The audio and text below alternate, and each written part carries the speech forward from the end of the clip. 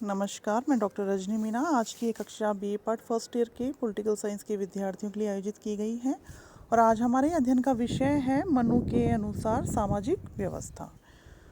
मनुस्मृति में सामाजिक व्यवस्था को विस्तार से स्पष्ट किया गया है और आज हम मनु की जो सामाजिक व्यवस्था है उसको कुछ बिंदुओं के अंतर्गत समझने का प्रयास करेंगे। पहला है सामाजिक व्यवस्था के नैतिक आधार, दूसरा है वर्ण व्यवस्था, तीसरा है विभिन्न वर्णों के कर्तव्य, चौथा है शूद्रों व स्त्रियों के प्रति भेदभाव और पांचवा है आश्रम व्यवस्था। इस प्रकार से हम मनु की सामाजिक व्यवस्था को समझने का प्रयास करेंगे। सबसे पहले हम देखेंगे कि सामाजिक व्यवस्था के नैतिक आधार के अंतर्गत मनु ने कौन कौन से विचारों को प्रतिपादित किया है। मनुस्मृति में समस्त व्यक्तियों के आचरण को नियमित करने के लिए नैतिक नियमों की व्यवस्था की गई है। नैतिक नियमों की संहिता को मनु ने धर्म की संज्ञा दी है, अर्थात मनु नैतिक नियमों को धर्म के रूप में देखते थे। मनु ने धर्म के 5 स्रोत माने हैं: वेद, स्मृति, सज्जनों का आचरण, अंतःकरण तथा राजाज्ञा। राजाज्ञा को धर्म के स्रोत के रूप में स्वीकार करके मनु ने सामाजिक व्यवस्था के संबंध में राज की भूमिका को मान्यता दी है। मनु ने वस्तुतः धर्म को राज की विधायी शक्ति के प्रयोग के लिए निर्देशक सूत्र के रूप में मान्यता दी है। मनुस्मृति में सत्य और अहिंसा को समाज के सर्वमान्य मूल्यों के रूप में स्वीकृति प्रदान की गई है। मनु ने यमों व नियमों की व्यवस्था द्वारा सामाजिक आचरण के नैतिक पक्ष को स्पष्ट किया है। यम के अंतर्गत मनु ने अक्रूरता, क्षमा, सत्य, अहिंसा, इंद्रिय दमन, ध्यान, प्रसन्नता, मधुरता एवं सरलता आदि गुणों को सम्मिलित किया है। मनु ने यमों को सार्वभौमिक नैतिक आस्थाओं के रूप में प्रतिपादित किया है एवं नियमों का संबंध आचरणों के व्यवहारिक पक्षों से माना है। अब हम देखेंगे कि वर्ण व्यवस्था के अंतर्गत मनु ने अपने कौन कौन से विचार दिए हैं। मनुस्मृति में सामाजिक व्यवस्था को 4 वर्णों में बांटा गया है। पहला है ब्राह्मण, दूसरा है क्षत्रिय, तीसरा है वैश्य एवं शूद्र। आयु के अनुसार व्यक्ति के जीवन की 4 विभिन्न अवस्थाओं को मनु ने 4 आश्रमों के अंतर्गत विभाजित किया। पहला है ब्रह्मचार्य, दूसरा है गृहस्थाश्रम, तीसरा है वानप्रस्थाश्रम और चौथा है संन्यास आश्रम। इस प्रकार मनु ने 4 आश्रमों की विस्तृत रूपरेखा प्रस्तुत की। वर्णाश्रम के आधार पर व्यक्ति के कर्तव्यों का विवेचन मनु ने किया। ग्रंथ में ब्रह्म के मुख से उत्पन्न होने से ज्येष्ठ होने और वेदों को धारण करने के कारण ब्राह्मण को संपूर्ण सृष्टि का स्वामी माना गया है। अब हम देखेंगे कि विभिन्न वर्णों के कर्तव्य कौन कौन से हैं। सबसे पहले हम देखेंगे कि ब्राह्मणों के कर्तव्यों के बारे में मनु ने क्या कहा है। मनु के अनुसार ब्राह्मणों को संपूर्ण वर्ण व्यवस्था में सर्वोच्च एवं प्रमुख स्थान होना चाहिए। मनु के अनुसार ब्राह्मण धर्म की रक्षा करने की अपनी क्षमता के कारण ही सर्वश्रेष्ठ हैं। मनु ने ब्राह्मण से सम्मानित स्थान के अनुरूप व्यवहार करने की अपेक्षा की है, अर्थात मनु ब्राह्मणों को सर्वोच्च स्थान देते हैं और ब्राह्मणों से भी ये अपेक्षा करते हैं कि वो अपने सम्मानित स्थान के अनुरूप व्यवहार करें। ब्राह्मणों से धर्मशास्त्रों के अध्ययन एवं उसे अन्य सुपात्रों तक पहुंचाने की अपेक्षा की गई है, अर्थात ब्राह्मणों से अपेक्षा की गई है कि वो धर्मशास्त्रों का अध्ययन करें और इस ज्ञान को सुपात्रों तक पहुंचाएं। मनुस्मृति में ब्राह्मणों से वेदों के अध्ययन करवाना, ज्ञानेंद्रियों एवं कर्मेंद्रियों पर संयम रखा जाना आवश्यक माना गया है। ब्राह्मणों के कर्तव्यों में पढ़ना, पढ़ाना, यज्ञ करना, दान देना व दान लेना माना गया है। ब्राह्मण आवेगों एवं संवेगों से मुक्त रहते हुए सांसारिक वस्तुओं का मोह ना रखें, ऐसी अपेक्षा मनुस्मृति के अंतर्गत मनु ने ब्राह्मणों से की है। अब हम देखेंगे कि क्षत्रियों के कर्तव्यों के बारे में मनु ने कौन से विचार प्रकट किए हैं। मनु ने क्षत्रियों के लिए प्रजा रक्षण के कार्यों को उत्तरदायी माना, अर्थात मनु ने क्षत्रियों से अपेक्षा की है कि वो प्रजा रक्षण के कार्यों को भली भांति संपादित करेंगे। क्षत्रियों के प्रमुख कर्तव्य प्रजा की रक्षा करना, दान देना, यज्ञ करना, पढ़ना, विषय में आसक्ति न रखना आदि माने गए हैं। अब हम देखेंगे कि वैश्यों के कर्तव्य कौन कौन से बताए हैं मनु ने राज्य की आर्थिक व्यवस्था के संचालन व आर्थिक विकास के संबंध में वैश्यों की भूमिका को महत्वपूर्ण माना है। पशुओं की रक्षा करना, दान देना, यज्ञ करना, पढ़ना, व्यापार करना, ब्याज लेना व कृषि कार्य करना आदि को मनु ने वैश्यों के प्रमुख कर्तव्यों में सम्मिलित किया है। अब हम देखेंगे कि शूद्रों के कर्तव्यों के बारे में मनु ने क्या कहा है। मनु ने सामाजिक व्यवस्था में शूद्रों को निम्नतम स्थान प्रदान किया है। उन्होंने शूद्र वर्ण को शेष तीनों वर्णों की सेवा का दायित्व प्रदान किया है। मनु का मत है कि शूद्र वर्ण के सदस्यों को अन्य वर्णों द्वारा की जाने वाली निंदा, अनिंदा, प्रशंसा पर विचार किए बिना सदैव सेवा कार्य में लगे रहना चाहिए। अर्थात अन्य वर्ण यदि शूद्रों की निंदा करते हैं, प्रशंसा करते हैं, तो इन सभी बातों पर शूद्रों को ध्यान नहीं देना चाहिए और उनकी सेवा कार्य में लगे रहना चाहिए। मनुस्मृति में चारों वर्णों में से शूद्र को ही वेदों के अध्ययन से वंचित रखा गया है। मनु ने शूद्रों के लिए वेदों का अध्ययन वर्जित ही नहीं किया, अपितु उनके द्वारा वेदों के अध्ययन को गंभीर अपराध के रूप में माना गया है। अब हम देखेंगे कि सामाजिक व्यवस्था के विचारों के अंतर्गत मनु ने शूद्रों एवं स्त्रियों के प्रति क्या विचार प्रकट किए हैं। मनुस्मृति स्त्रियों को समाज में स्वतंत्र स्थान प्रदान करने के पक्ष में नहीं है, वरन स्त्री को बाल्यकाल में पिता के, युवावस्था में पति तथा वृद्धावस्था में पुत्र के नियंत्रण एवं संरक्षण में रखने की पक्षधर है। मनु के मत में ब्राह्मण ने स्त्रियों की प्रवृत्ति में कुछ ऐसे दुर्गुणों का सृजन कर दिया है कि यदि उन्हें स्वतंत्र छोड़ दिया जाएगा तो वे व्याभिचार आदि दोषों में लिप्त हो जाएंगी। अर्थात मनु का मानना था कि ब्रह्मा ने ही स्त्रियों के अंतर्गत ऐसे दुर्गुणों को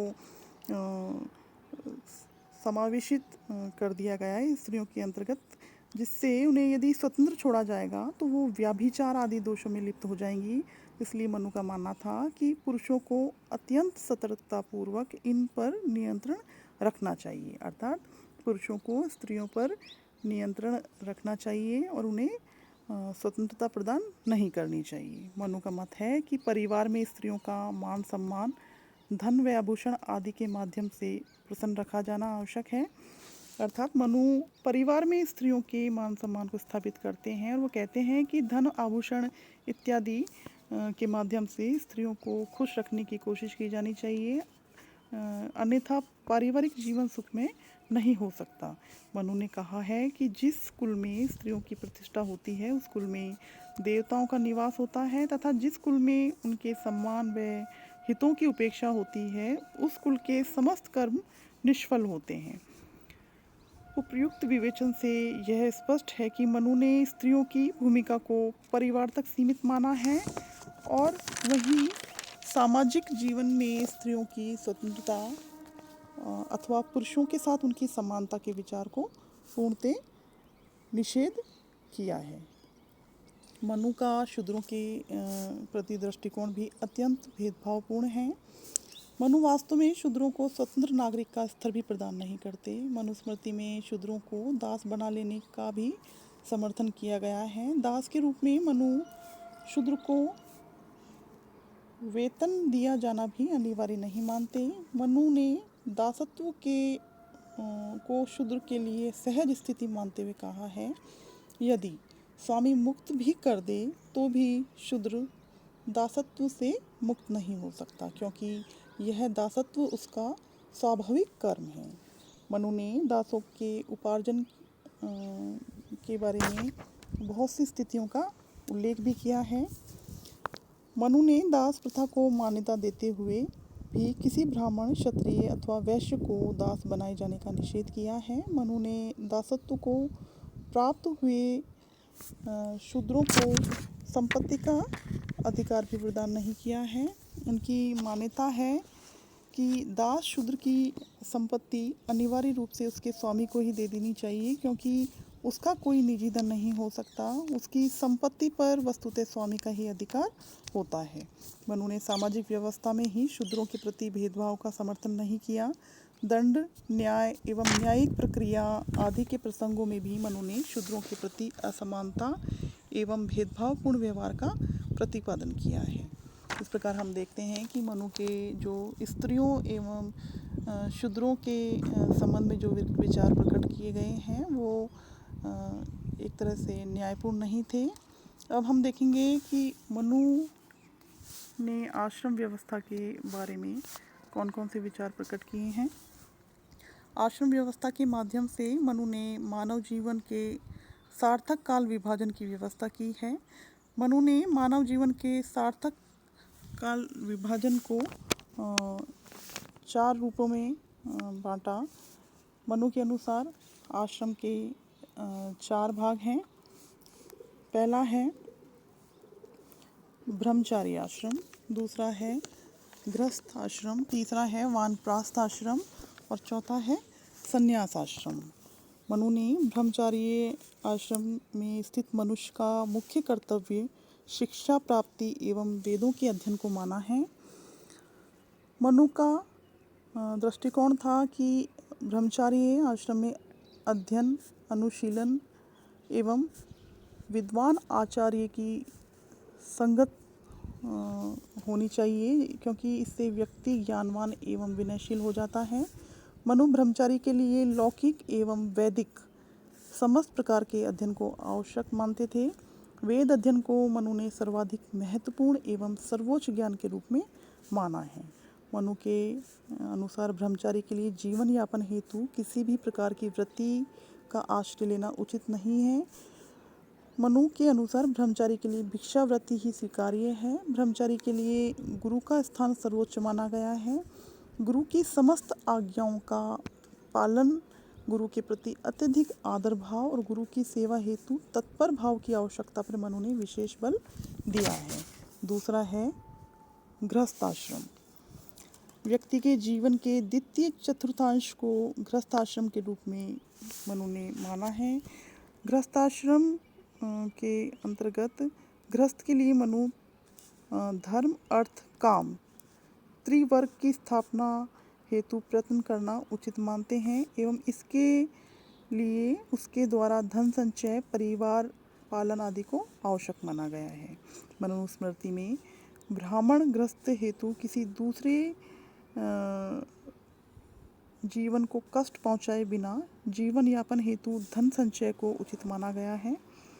और मनु ने गृहस्थों को विभिन्न श्रेणियों में विभाजित किया और गृहस्थ के लिए गाना बजाना, काम में अत्यधिक आसक्ति, धन संचयन हेतु पतित कार्यों के आश्रय आदि का निषेध किया गया है। स्त्रियों के प्रति अत्यधिक आसक्ति को गृहस्थ के लिए यश, सम्मान, कीर्ति का नाश करने वाला माना गया है। इस प्रकार मनु ने समस्त दायित्वों के उचित संवहन को यश एवं मोक्ष प्राप्ति हेतु गृहस्थों को उचित कर्म करने हेतु प्रेरित किया है। मनुस्मृति में कहा गया है कि गृहस्थ को उच्च कुल की श्रेष्ठ गुणों से युक्त कन्या से शास्त्र अनुसार विवाह कर गृहस्थ आश्रम में निवास करना चाहिए। गृहस्थ द्वारा तीनों आश्रमों में निवास करने वाले व्यक्तियों का पालन किया जाता है। इसी कारण मनुस्मृति में इसे सर्वश्रेष्ठ माना गया है। मनु का कथन है कि जिस प्रकार नदी समुद्र में पूर्ण स्थिति को प्राप्त करती है, उसी प्रकार ब्रह्मचारी, वानप्रस्थ एवं सन्यासी भी गृहस्थ से भिक्षा लेकर जीवन यापन करते हैं। नेक्स्ट है वानप्रस्थ आश्रम। गृहस्थ के द्वारा उच्च आयु प्राप्त कर लेने एवं जीवन के सांसारिक लक्ष्यों की प्राप्ति के पश्चात मनु ने उनके लिए वानप्रस्थ आश्रम का विधान किया है। मनु के अनुसार वानप्रस्थ आश्रम में प्रविष्ट हो रहे व्यक्ति को संपत्ति, गृह, ग्राम, भोजन आदि का त्याग कर पत्नी के साथ अथवा अकेले वनगमन करना चाहिए। वन में वेदाभ्यास करते हुए मान अपमान, शीत ताप, सुख दुख आदि द्वंद्वों का सामना करना चाहिए और सबके प्रति मित्रवत व्यवहार एवं दया का भाव बनाए रखना चाहिए। मनु के अनुसार वानप्रस्थी हेतु मनुस्मृति में इंद्रिय नियंत्रण, अतिथि सत्कार, दानशीलता आदि को आवश्यक माना गया है। मनुस्मृति में वानप्रस्थी द्वारा जीवन यापन के लिए कंद मूल फलों का सेवन एवं कठोर तपस्या द्वारा शरीर को क्षीण कर देना उचित माना गया है। मनु के अनुसार वानप्रस्थी को ब्रह्मा प्राप्ति हेतु उपनिषदों और वेदों में कथित वचनों का अभ्यास करना चाहिए। नेक्स्ट है संन्यास आश्रम। मनुस्मृति में मानव जीवन के अंतिम चतुर्थांश को संन्यास आश्रम के रूप में स्वीकार किया गया है। मनु ने प्रतिपादित किया है कि संन्यास आश्रम में प्रवेश करने से पूर्व व्यक्ति को अनिवार्य रूप से देव ऋण, ऋषि ऋण, पितृ ऋण से मुक्त हो जाना चाहिए, अन्यथा वह नरकगामी होता है। मनु का मत है कि वेदों को विधि पूर्वक अध्ययन एवं पुत्र प्राप्ति के पश्चात ही संन्यास आश्रम के माध्यम से मोक्ष प्राप्ति संभव हो सकती है।